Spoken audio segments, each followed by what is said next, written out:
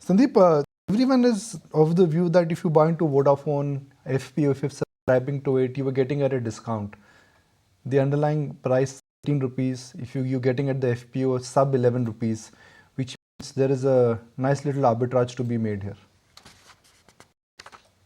Yeah, it's a bull market, and a lot of people are trying to play this thing. In fact, I got queries that should we sell off Bharti Airtel and move that money into Vodafone Idea. I think the given the value of the stock, percentage gains, even if it rises uh, 2 or 3 rupees, are very substantial.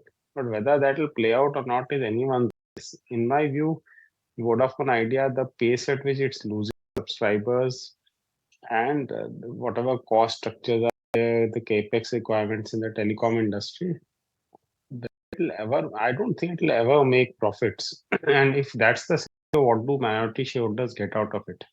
So I think it's more of a punt rather than a investment bet. Just think about it. What will happen to the equity? We're talking about it is getting reduced, but if you're a minority shareholder, ultimately you're bothered about your EPS. And where is that EPS? That EPS may not be there. So the company may survive, but just because you've survived does not mean that you become fit. Come out of an ICU, that does not mean you're ready to run a marathon. Coming out of ICU means that you are not dead. So that's my limited point. That yes, the future will be better than the present, but that does not mean that they'll be fit and fine and they will be a formidable number three player given that this business requires capex, given that there is intensity of competition from Geo, and given that there is no price hike which has happened on a linear manner, unlike from last many years. Telecom CEOs have been saying that ROIs are the lowest in the world. I've heard that from last 10 years, and I think I'll hear that for next 10 years because that's the nature of the market which currently is there. So Sandeep, what's been keeping you busy? Are you looking at anything which is on your radar which okay, I'll wait for a bad day like Friday and I'll gobble it up? Among the new stocks, um, like which we have bought a bit is after the AC story, I think, and consumer durables uptick that's expected. I believe one company which has on the durable side, which has also been in the doldrum because of various factors, has been Quantum Green Consumer, and it's a big player in the fans market. And I believe along with AC, the fan market revival is also very significant, and it's not really gone anywhere over the last few years. So I think that could be something which could look interesting and offers 20-30% potential. By a P players, if I mean, tell us more, a bit more about the company because last when I checked, it was sold by the Crown Group and it moved, and some P investors they moved into it. Then I lost track of it. Yeah, so the business remains the same. There was some management shuffle a year and a half back, spooked investors, but I don't think that was very significant. So I didn't invest at any time, but at that time. But I believe now with time correction and correction playing out in the price not moving at all for a very long time, the stock now trades at I think around 27, 28 times earnings, which is much lower than most of the other consumer durable plays. So it offers return potential as the revival plays out, which I think should happen. Um, so I think it's that kind of play. Also, UBS report coming out on Voltas today, and they graded the stock, saying that they're claiming back most of the lost market share, and they believe that Voltas is likely to surprise when it comes on market share. We're talking about the heat only rising, and how are you looking at some of these names, Sandeep, within the space? So Voltas, obviously, I've talked of for the last many months, and that's a big holding in our portfolios. Blue Star is something which I thought we bought, but then I never ended up buying, and then it's also done very well. And I believe that company is doing well. All the valuations right now look a bit extended. So I think this story will play out. So AC ancillary fans and an overall revival in consumer durables after years of subdued demand is something which should play out. So on the durable side, I think Havels is another player which is strong. So I think we own small amounts of various stocks in this, big holdings being Voltas and V-Guard.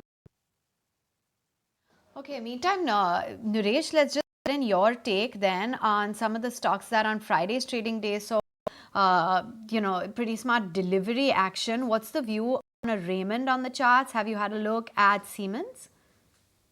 So Raymond is a short-term breakout which took place. Also, the volumes were the highest in the last 1.5 months.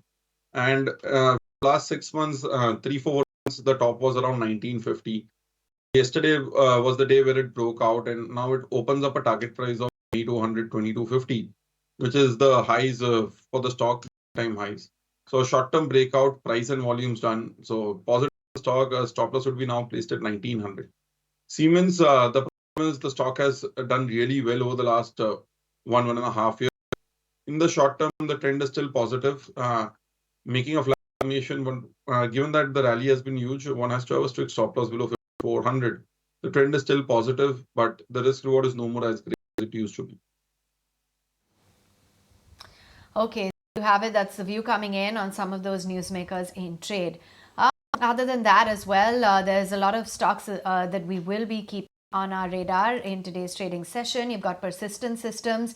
Earnings have come in line with street expectation. There was some commentary as well flashing a short while ago regarding their performance. Sterling, the revenue growth has been pretty strong on a year-on-year basis, so we'll be keeping an eye out on that.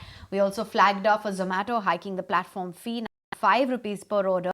And then Laurus Labs, there's been a US FDA inspection at the Andhra plant that has been concluded without any Form 483 observations. Sandip, what's your takeaway when it comes to the entire mid-cap IT space, and how have you read into earnings and commentary here? So mid-cap IT, I think the result season just starting. So Persistent has started off with the earnings. The earnings are reasonable.